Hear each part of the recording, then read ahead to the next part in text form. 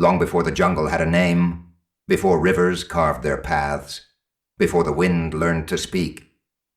There was only silence. From that silence came the first scream, a soul, torn between realms, neither dead nor living. The jungle drank that scream, and from it birthed the Zankai. They were not settlers, they were survivors, banished from a distant land for reasons lost to time. The Zankai wandered until they reached the edge of the jungle, where trees grew too close, where light never touched the ground. The elders called it Nduro, the mouth of spirits.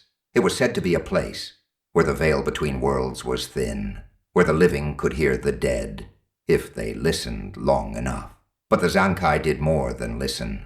They built their homes on open ground, just beyond the jungle's reach, where the sun could still rise and the stars could still guide them. Every ritual, every hunt, every birth, every death, they offered to both realms, the realm of light and the realm of shadow. The jungle was quiet, too quiet. Not the kind of silence that comes with sleep, but the kind that presses against the skin, thick, watchful, waiting. I woke before the sun, as if something had pulled me from the dream world. By the spine, the air was damp, heavy with the scent of moss and ash. My fingers brushed the woven flap of my teepee. I pushed it open, slowly, carefully, not to disturb the silence. That's when I saw it, a fox. It stood just beyond the clearing, where the grass gave way to the tangled edge of the jungle. Its coat shimmered golden brown, with a pale blue undertone, like moonlight, caught in fire. One eye glowed, a soft, icy blue. The other burned orange, like embers, refusing to die. It didn't move, didn't blink, just stared, not with malice, not with hunger, but with something older, something deeper, like it was looking through me, past me, into something I hadn't yet become. I stepped forward, breath held. The fox turned its head, took 3 slow steps toward the jungle, then paused, turned back, its tail pointed straight, stiff as a spear, a signal, a warning, a call. The tippy flap to my right flew open. I turned instinctively, hand to my knife. Just one of the tribesmen, Koro, the elder's son, rubbing sleep from his eyes. But when I looked back, the fox was gone, swallowed by the jungle's breath. The others stirred quickly, too quickly. One by one, the Zankai emerged from their teepees, weapons already in hand, bows slung over shoulders, spears gripped tight, knives strapped to hips. No one spoke, no one needed to. The jungle had changed. Animals had vanished over the past moon cycle. First the birds, then the deer, even the insects had grown scarce. The elder said the jungle was shifting, that the balance between realms was thinning, that Nakara had returned. I hadn't told anyone I saw it, not yet.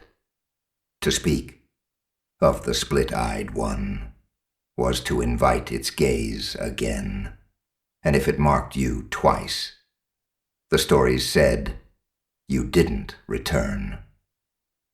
We gathered at the edge of the jungle, where the trees grew too close, where the light never touched the ground.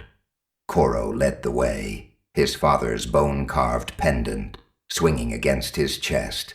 Behind him, the hunters moved in silence, eyes scanning the underbrush, ears tuned to the wild. I followed last. The jungle swallowed us whole. Inside, the air was different, thicker. The trees leaned in, their branches like arms reaching for something unseen. The ground was soft, too soft, like it had been fed recently. The silence was louder here. It pressed against the ears, made the heart beat faster, just to fill the void. Then we found the first sign, A tree. Split down the middle, not by lightning, not by axe, but by something else. Something that left no blade marks, no scorch, just a clean, unnatural tear. Carved into its bark was a symbol, a circle, an eye, a jagged H. Koro froze. The mark, he whispered. It's here. I felt my stomach twist. The same symbol had burned behind my eyes when the fox stared at me. I hadn't understood it then. I did now. We were not hunting. We were being summoned. The symbol pulsed in the bark, like it had just been carved, fresh, wet, wrong. Koro knelt beside it, fingers hovering but never touching. The others fanned out, circling the tree in silence, eyes scanning, the ground for prints. There were none, no claw marks, no hoof dents, no broken twigs, just a faint musk, rising from the earth, thick, sour, unfamiliar. It clung to the air, like breath from a sleeping beast, not rot, not blood, something else, something primal. I crouched low, brushed my fingers across the damp undergrowth. The morning sun hadn't touched this ground. It was still cool, still wet, still untouched by light. Each step we took sank slightly, soft, slow, like the jungle was swallowing our weight. Koro whispered, "It's watching." No one asked what. We all felt it. We moved deeper. The trees grew closer, their trunks twisted like they'd been writhing in sleep. Vines hung low, slick with dew, brushing against our shoulders like fingers. The canopy above blocked the sky entirely. No birds, no wind, just the sound of our breath and the soft squelch of wet soil beneath our feet. Then came the shift, a sudden stillness, not silence. Stillness. Even the insects stopped. Even the leaves seemed to hold their breath. Koro raised his hand. We froze. Ahead, the jungle opened slightly, a clearing, unnatural in shape.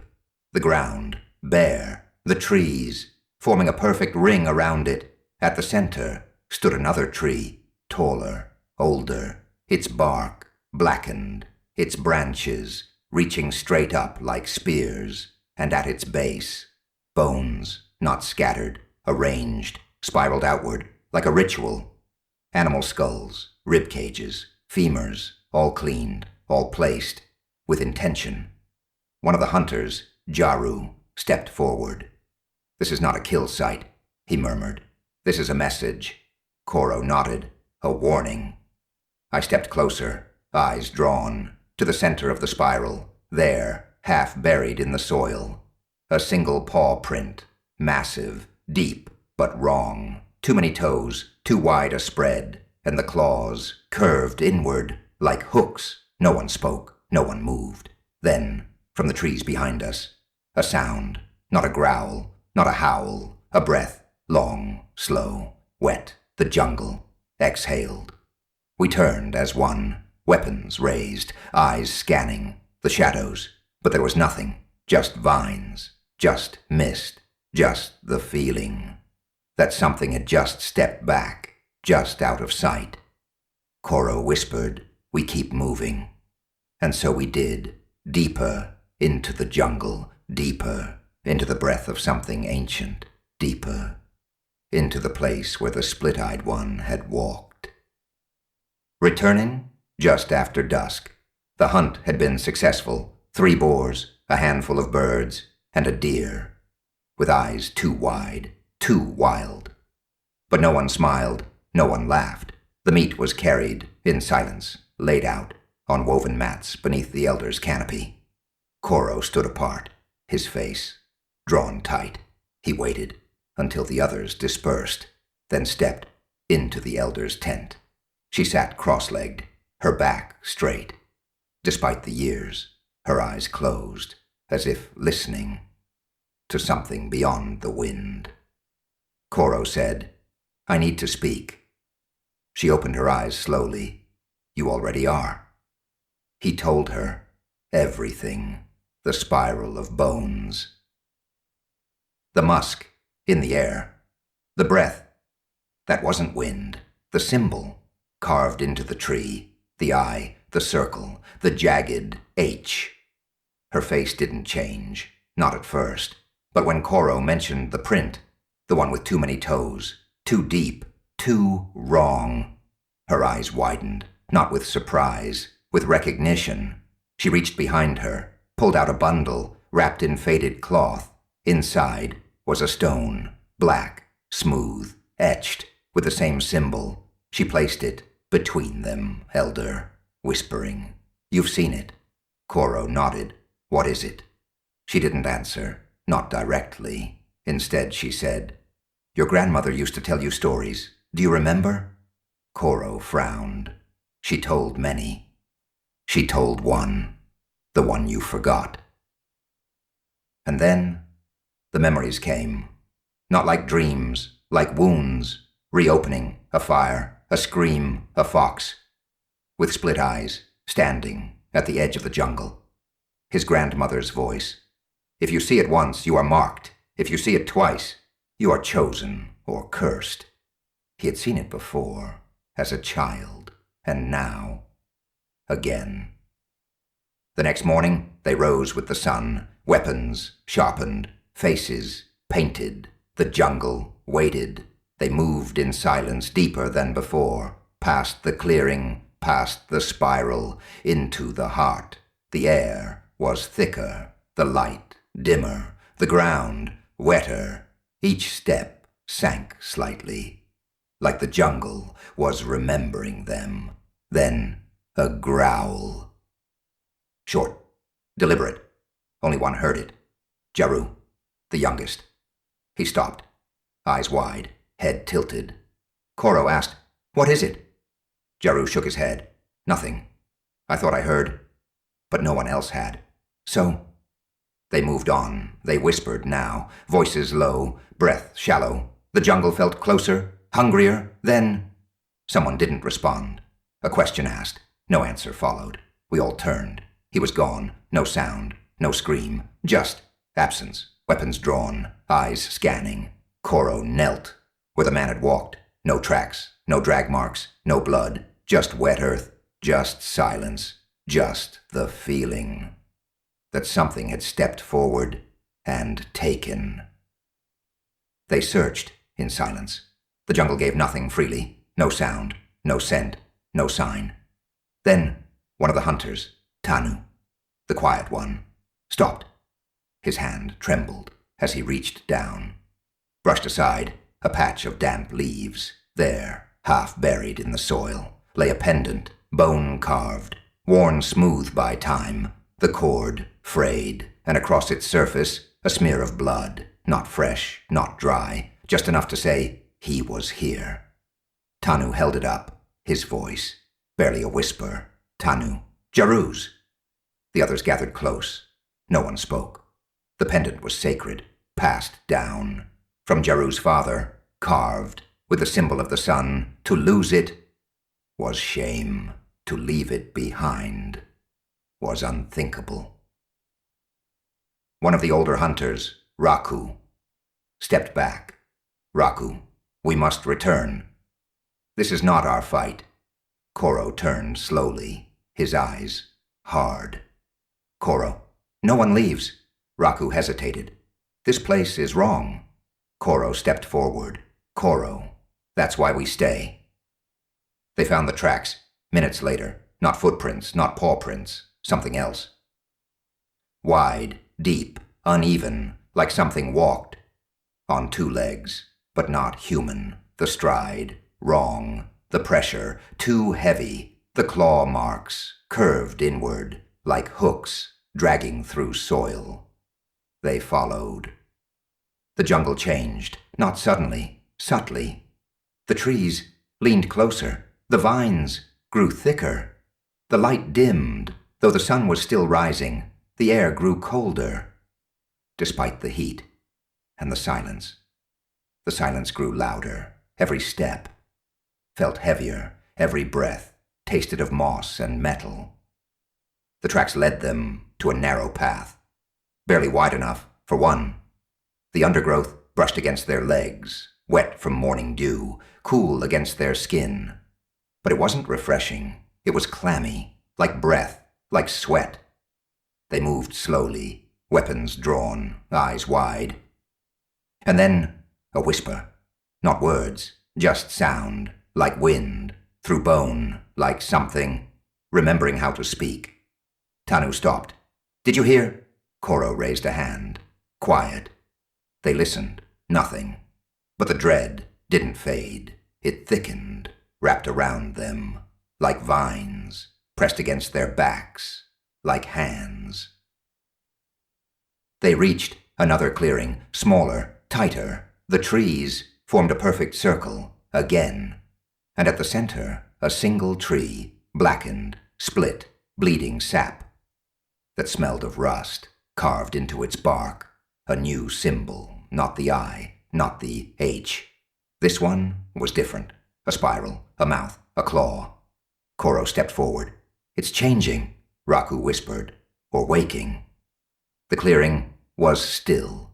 The spiral symbol, carved into the tree, pulsed faintly, as if the bark itself was breathing. The hunters stood in a loose circle, eyes scanning the shadows, ears tuned to the silence.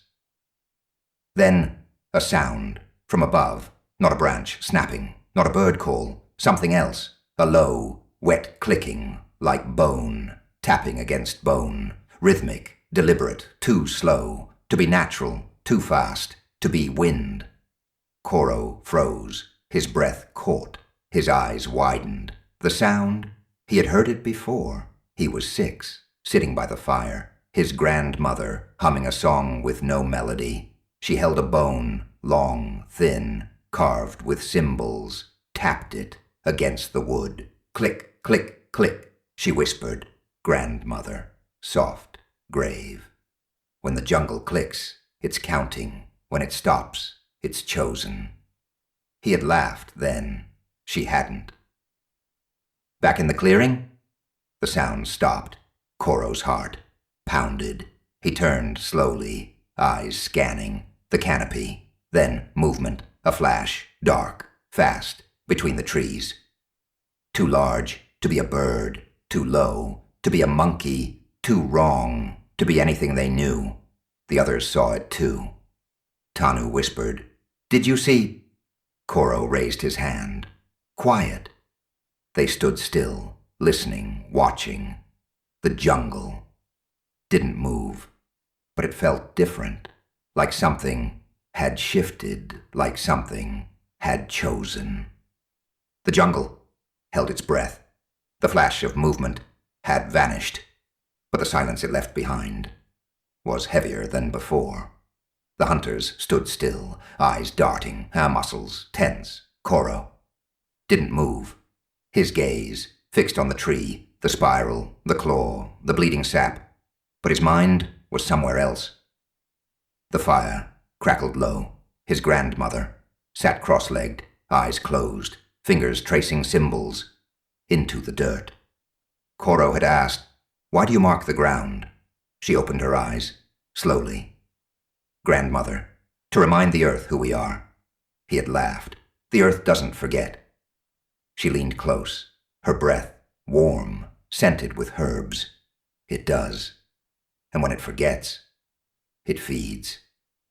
She had told him stories of the jungle before the Zankai, of spirits that walked on 2 legs but wore no skin, of beasts that mimicked voices, wore memories like masks, of a sound, clicking, slow, wet, that meant the jungle was counting. "Grandmother, when it stops, someone is chosen." Koro had asked, "Chosen for what?" She hadn't answered. She had just looked at him, long, quiet, like she already knew. Back in the clearing, Koro's jaw clenched. He looked at the others, Tanu, Raku, the rest, their faces tight, eyes wide. Fear was creeping in, not panic, not yet, but the kind that makes men question their footing. Koro said, "We split." Raku frowned. "Split?" Koro nodded. 2 groups. One follows the tracks. One circles wide. If it's watching us, we watch it back. Tanu stepped forward.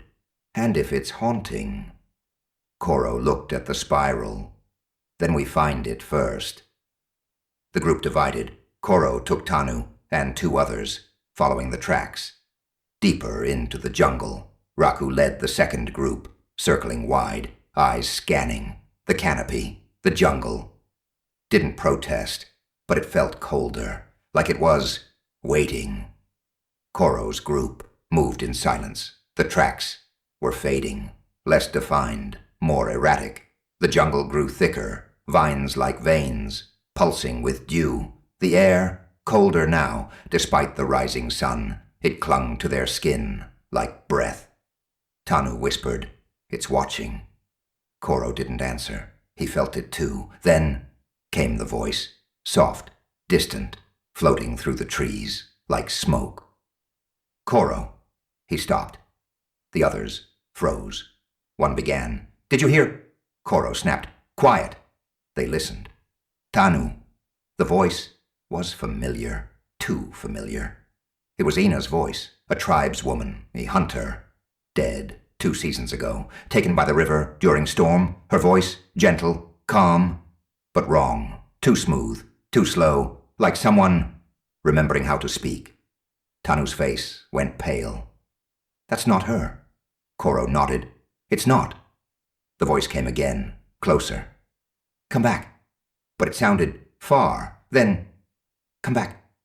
Farther away, but it felt closer. Koro whispered, "The closer it sounds, the farther it is." Tanu finished, "The farther it sounds, the closer it stands." They turned slowly, eyes scanning the trees. Nothing. The jungle felt tighter, the veins closer, the light dimmer. The voice came again. "Koro, why did you leave me?" He clenched his jaw. It was using memory, guilt. It was hunting. It was haunting. They moved faster now, not running, not yet. But the silence behind them felt heavier, like something was walking in their footsteps, like something was learning their rhythm. Koro whispered, "It's not chasing us." Tanu asked, "Then what?" Koro looked ahead. "It's waiting." The jungle whispered with 1,000 unseen mouths. Koro's group moved in silence, blades low, eyes scanning. The path ahead looked familiar, too familiar. A twisted root, a broken branch, the same patch of moss. They had passed it before, twice. Koro halted, his breath caught in his throat. "We're being turned," he muttered. "The jungle's folding us in." Behind him, Raku, the youngest, glanced over his shoulder. The trees loomed like sentinels, their bark slick with shadow. No birds, no wind, just the slow, pulsing hush of the jungle's breath. The other group, split off hours ago, moved with caution. One of them, Tanu, the quiet one, heard it first. A voice, not words, just a sound, low, familiar, like someone calling from far away. He raised his bow, stepped forward. Leaves parted, a faint, guttural growl rolled through the air. Not loud, not threatening, just present, ancient. Tanu froze. Between the leaves, something moved. A snout, black, wet, nostrils pushed through, not fully, just enough to exhale. A slow, steaming breath curled into the air. Then it withdrew. Tanu let out a low, trembling war cry. Not of challenge, but of fear. The others turned, weapons drawn. They saw it too. The mist, hanging, floating, then gone. Koro heard the cry. He turned sharply, eyes wide. "That was Tanu," he said. "We move." But the jungle had changed. The path behind them, gone, replaced by thorns. The air thickened, the light dimmed. Every direction felt wrong. "We're not lost," Koro said, more to himself than the others. "We're being kept." They pressed on, knowing the beast was near, not chasing, not attacking, just watching, breathing. The jungle did not want them to reunite. Every path twisted, every landmark shifted. The vines grew thicker, the air colder. But Koro pressed on, his grip tight around the hilt of his blade, his breath steady despite the dread. Then a sound, not a growl, not a cry, a voice. Tano! It was Raku's voice, real, close. Koro turned, pushed through a curtain of vines, and there they were, the other half of the group, gathered in a tight circle, weapons drawn, eyes wide. Tano stood at the center, trembling. Raku said he saw it, not all of it, just enough. Koro stepped forward. The snout. Tano nodded, and the breath. It wasn't just steam, it was heavy, like it carried something. Koro looked around. The jungle was still, but not silent. It pulsed, it listened. Then he saw it, carved into a nearby tree. The spiral, again. But this time, surrounded by smaller symbols, circles, lines, eyes. His breath caught. His grandmother, kneeling in the dirt, marking the ground with ash and bone. She had whispered, "When the jungle speaks, you must answer, not with words, with memory." She had taught him the ritual of the marked, a way to ask the jungle for clarity, for protection, for truth. But it came with a price. "You must give it something it wants," she had said, "something it remembers." Koro turned to the others. "We perform the ritual," he said. Raku frowned. "Here." Koro nodded. "Here. Now before it chooses again." They gathered in a circle.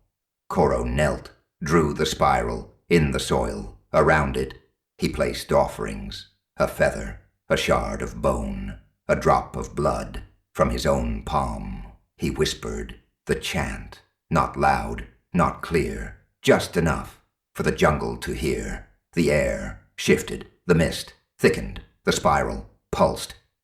And then a voice, not from the trees, from the soil, low, ancient, not words, just emotion, regret, hunger, memory. The jungle remembered them, and now it wanted more. Elder Nia sat cross-legged before the fire, her bones aching with silence. They should have returned by now. She reached for the bowl of black water, infused with ash, root, and the whispering bark of the Cathara tree.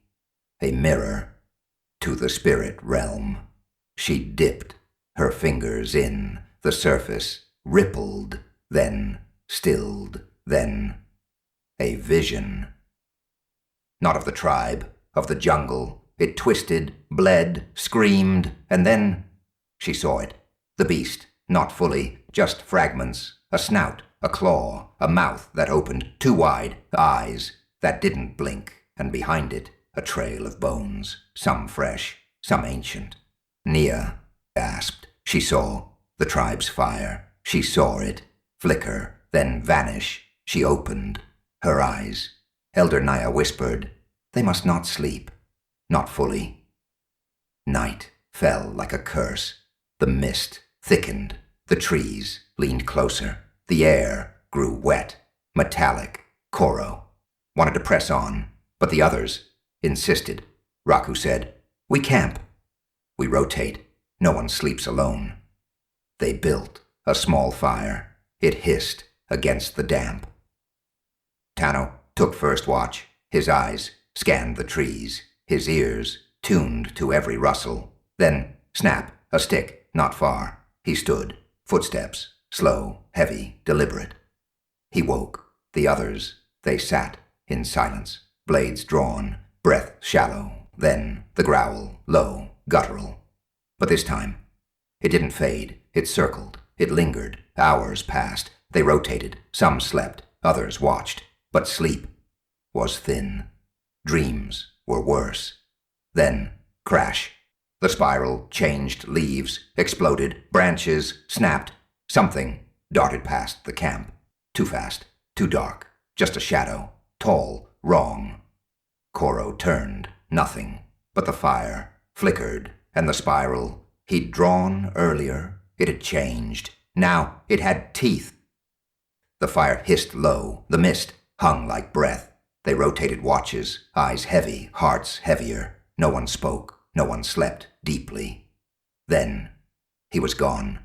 Tanu, 1 minute, sharpening his blade. The next, nothing, no sound, no struggle, just absence. Koro searched the perimeter. No tracks, no blood, just the spiral. In the dirt. Now, smeared. Raku dropped to his knees. "He was my brother," he whispered. "He was the strongest of us." No one answered. The jungle didn't care. Then came the eyes, dark orange, watching, waiting, choosing. Red, flickering, between the trees, not many, just one pair. Watching. They blinked, gone, another pair, closer. Blink, gone, the tribe, huddled near the fire, blades drawn, breath shallow. Koro said, "This isn't a test, it's choosing." They held out until the fire dimmed, until the mist thickened, until... Jaru stepped back, his foot caught on an uplifted root. He fell, hard. The others turned from the bush. Beside him, it appeared, just the snout, at first, black, wet, breathing, then the eye, then the claws, growl, low, deep, final. It lunged. Jaru screamed once, then silence. The jungle swallowed him. They didn't chase. They couldn't. They stood, frozen, blades shaking, hearts pounding.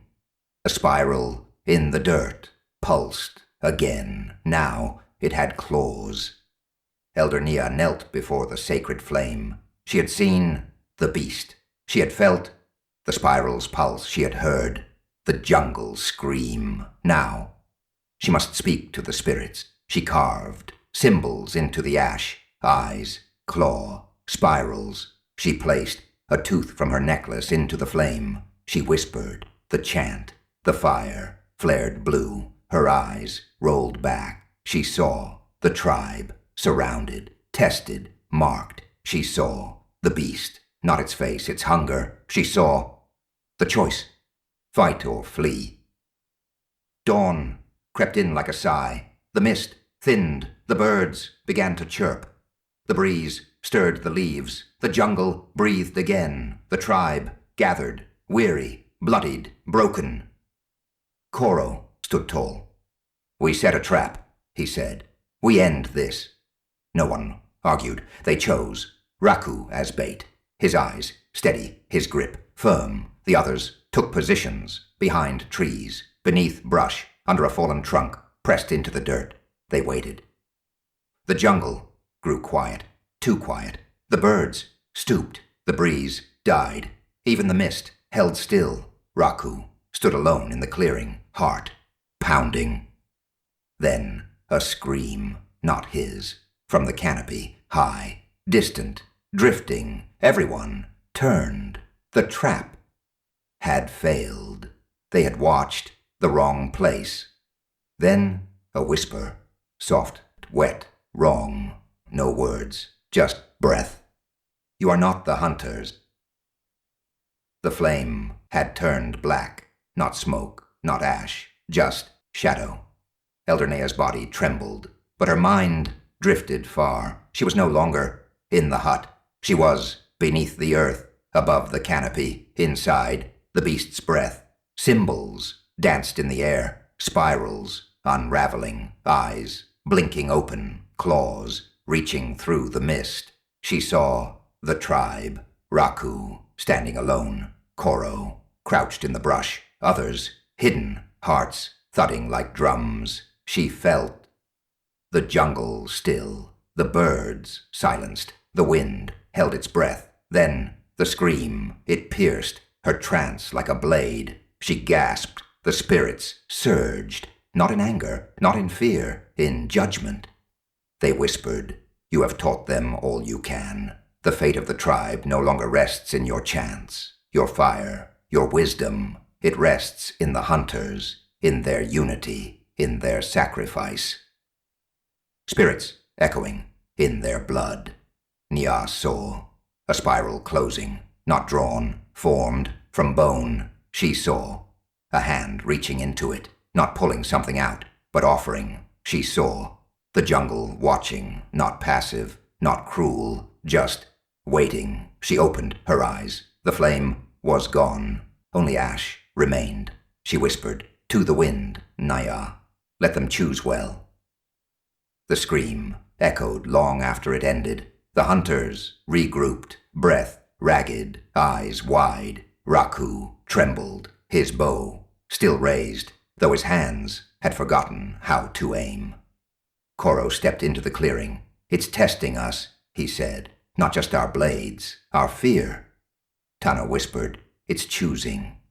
Koro nodded, "And we're failing." Then one of the younger hunters, Maro, broke formation. Maro snapped, "I won't wait to be picked off." "We hunt it now." He stepped forward, past the spiral, past the brush. The jungle reacted. A gust of wind, a sudden silence, a branch, snapping, not underfoot, above.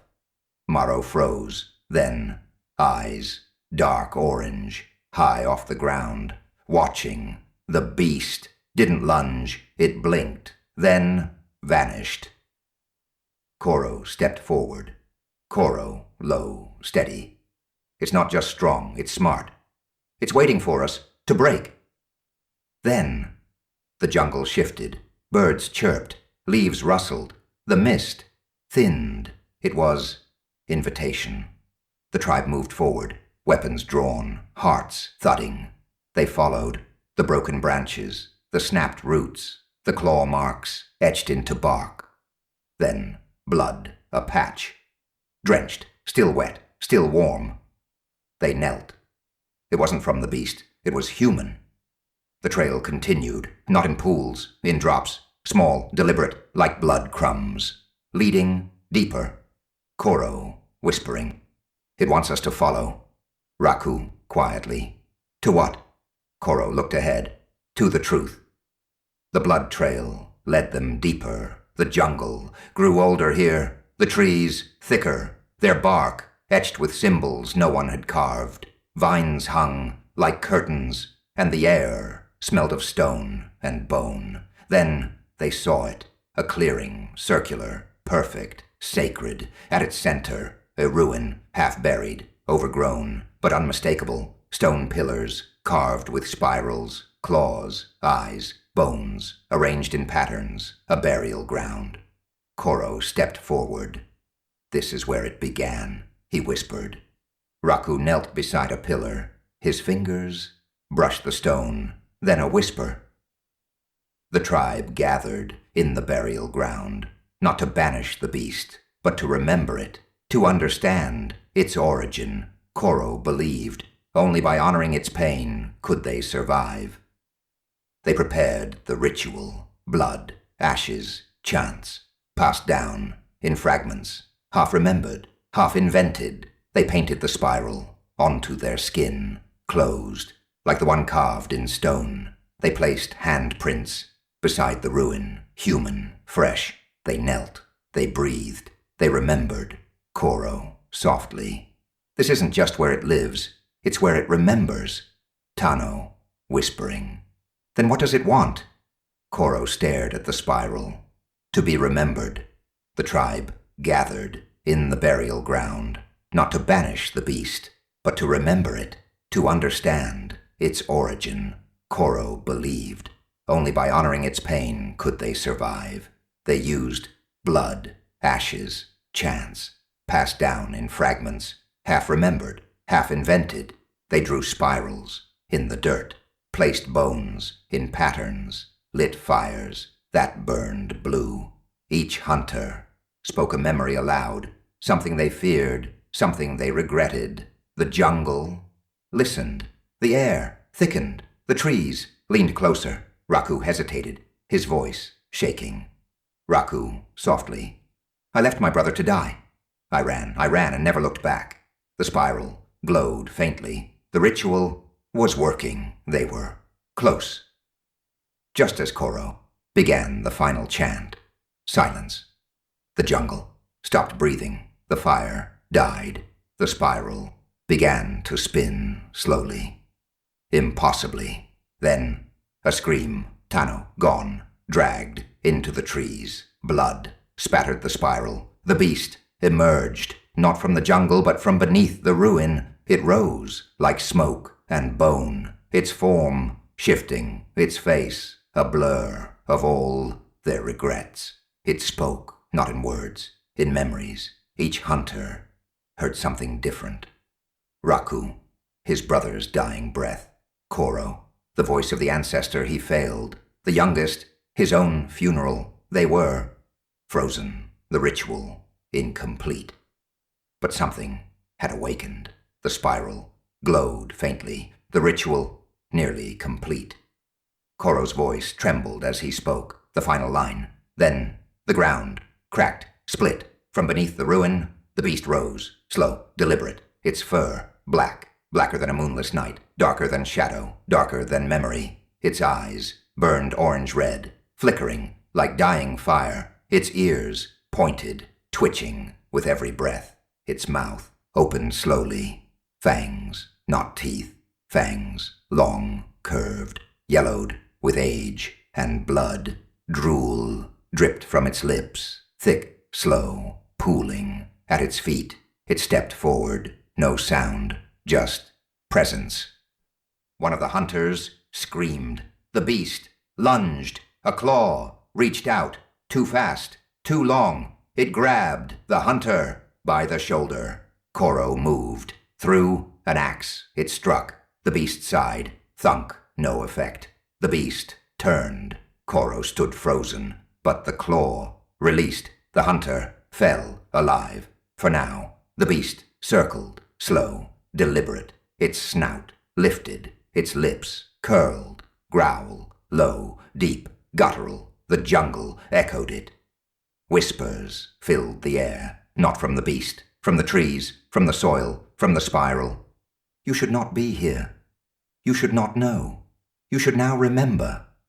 The tribe stood frozen, weapons drawn, breath held. The beast didn't attack, not yet. It was waiting, watching, daring. The tribe attacked as one. Spears flew, blades slashed, arrows pierced. The beast roared, not in pain, but in rage. It moved like smoke and thunder, claws tearing through bark and bone. 2 hunters fell. Raku, torn from shoulder to spine. Tano, crushed beneath a swipe that shattered the earth. Koro fought with fury, his blade carved deep into the beast's flank. It bled, but not enough. Far away. In the spirit realm, Nia watched. Her eyes rolled white. Her body trembled. She chanted, voice cracking, blood dripping from her nose. The spirits screamed around her. She saw the battle, the beast. Koro turned. The others were gone. Only him, only the beast. He looked at his fallen brothers, then ran. The jungle exploded behind him. The beast crashed through the undergrowth, faster than thought, heavier than thunder. Koro sprinted, heart pounding, lungs burning. Then a whisper, software familiar. Go left. Nia's voice. He darted. Left. The beast roared. A claw swiped, caught him. His back tore open. He stumbled, fell, tumbled, down a slope into water. Silence, cold, dark. He surfaced, gasping. The beast stood on the bank above, watching. Its breath steamed. Its eyes burned. Then it turned, bolted, gone. They prepared the ritual. Blood, ashes, chants, passed down in fragments, half remembered, half invented. They painted the spiral onto their skin, closed, like the one carved in stone. They placed handprints beside the ruin, human, fresh. They knelt, they breathed, they remembered. Koro, softly. This isn't just where it lives, it's where it remembers. Tano, whispering. Then what does it want? Koro stared at the spiral. To be remembered. The tribe gathered in the burial ground. not to banish the beast, but to remember it, to understand its origin. Koro believed. Only by honoring its pain could they survive. They used blood, ashes, chants, passed down in fragments, half remembered, half invented. They drew spirals in the dirt, placed bones in patterns, lit fires that burned blue. Each hunter spoke a memory aloud, something they feared, something they regretted. The jungle listened. The air thickened. The trees leaned closer. Raku hesitated, his voice shaking. Raku, softly, "I left my brother to die. I ran and never looked back." The spiral glowed faintly. The ritual was working. They were close. Just as Koro began the final chant, silence. The jungle stopped breathing. The fire died. The spiral began to spin slowly, impossibly. Then a scream. Tano, gone, dragged into the trees. Blood spattered the spiral. The beast emerged, not from the jungle, but from beneath the ruin. It rose like smoke and bone, its form shifting, its face a blur of all their regrets. It spoke, not in words, in memories. Each hunter heard something different. Raku, his brother's dying breath. Koro, the voice of the ancestor he failed. The youngest, his own funeral. They were frozen, the ritual incomplete. But something had awakened. The spiral glowed faintly, the ritual nearly complete. Koro's voice trembled as he spoke, the final line. Then the ground cracked, split. From beneath the ruin, the beast rose, slow, deliberate, its fur black, blacker than a moonless night, darker than shadow, darker than memory. Its eyes burned orange-red, flickering like dying fire. Its ears pointed, twitching with every breath. Its mouth opened slowly, fangs, not teeth, fangs, long, curved, yellowed with age and blood. Drool dripped from its lips, thick, slow, pooling at its feet. It stepped forward, no sound, just presence. One of the hunters screamed. The beast lunged. A claw reached out, too fast, too long. It grabbed the hunter by the shoulder. Koro moved. Threw an axe. It struck the beast's side. Thunk, no effect. The beast turned. Koro stood frozen, but the claw released. The hunter fell alive. For now, the beast circled, slow, deliberate. Its snout lifted, its lips curled. Growl, low, deep, guttural. The jungle echoed it. Whispers filled the air, not from the beast, from the trees, from the soil, from the spiral. You should not be here. You should not know. You should now remember. The tribe stood frozen, weapons drawn, breath held. The beast didn't attack, not yet. It was waiting, watching, daring. The tribe attacked as one. Spears flew, blades slashed, arrows pierced. The beast roared, not in pain, but in rage. It moved like smoke and thunder, claws tearing through bark and bone. 2 hunters fell. Raku, torn from shoulder to spine. Tano, crushed beneath a swipe that shattered the earth. Koro fought with fury, his blade carved deep into the beast's flank. It bled, but not enough. Far away, in the spirit realm, Nia watched. Her eyes rolled white. Her body trembled. She chanted, voice cracking, blood dripping from her nose. The spirits screamed around her. She saw the battle, the beast. Koro turned. The others were gone. Only him, only the beast. He looked at his fallen brothers, then ran. The jungle exploded behind him. The beast crashed through the undergrowth, faster than thought, heavier than thunder. Koro sprinted, heart pounding, lungs burning. Then a whisper, soft, familiar. Go left. Nia's voice. He darted left. The beast roared. A claw swiped, caught him. His back tore open. He stumbled, fell, tumbled, down a slope into water. Silence, cold, dark. He surfaced, gasping. The beast stood on the bank above, watching. Its breath steamed, its eyes burned. Then it turned, bolted, gone. Koro crawled to the opposite bank, grabbed a branch, pulled himself up. He lay there, bleeding, breathing. Then he remembered the wound, a weakness, low.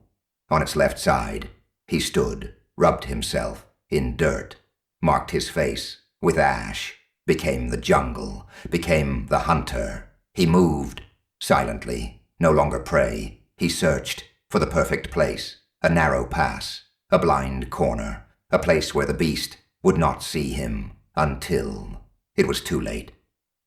Koro moved like shadow. His wounds burned, but his mind was clear. The beast was fast, smart, ferocious, but it was also wounded, proud. It would come again. He found the remains of Tano's blade, splintered bone, cracked stone, soaked in blood. He knelt beside it, whispered a prayer, then began to rebuild. Stone lashed to bone with sinew, ash rubbed into the blade's edge, a spiral carved into the hill. It wasn't just a weapon, it was a promise. Then he remembered Nia's chant, the one she whispered when the jungle grew quiet. Spiral to silence, silence to shadow, shadow to truth. He carved a spiral into the dirt, placed drops of the beast's blood at each point, lit a small fire with bark from the burial ground. He whispered, spirits of claw and breath, of bone and silence, hear me. I do not ask for mercy. The fire flared blue. The jungle listened. Koro climbed high into the canopy, above a narrow pass where the beast would run. He tied vines, bent branches, set the bone blade in a crevice below. Then he waited. The jungle grew quiet again. Birds stopped. Wind died. Mist thickened. Then footsteps, heavy, deliberate. The beast, it moved with rage, with hunger, with purpose. Koro held his breath. The beast passed below, snout lifted, eyes burning. It stepped into the trap. The spiral pulsed. The fire flickered. Koro dropped, silent, precise. He aimed for the wound. Koro dropped from the canopy. The bone blade struck true, deep into the beast's wound. It roared, not in pain, in fury. It turned, claws slashing. Koro was thrown, his shoulder shattered, his leg torn. But he rose, bleeding, breathing, alive. The beast lunged. Koro dodged, barely. He grabbed a vine, looped it, twisted it, snared the beast's leg. It thrashed. He pulled. The jungle groaned. The fire died. The spiral faded. But the beast fell far away. Nia screamed. Her nose bled freely. She saw flashes, Koro's face, his wounds, his eyes, but not the outcome. She collapsed. The spirits went silent. Koro dragged the beast through mud, through mist, through memory, back to the village, alone. No one waited. No one expected. Then a child saw him, eyes wide. She screamed, not in fear, in ritual cry, a sound that echoed. Through the huts, through the trees, through the bones, the tribe emerged. They saw him. They saw the beast. They knelt. But before the ritual could end, a girl wandered to the edge of the jungle. She saw something, a bundle, wrapped in cloth. Inside, an amulet, a bone. It pulsed. She touched it.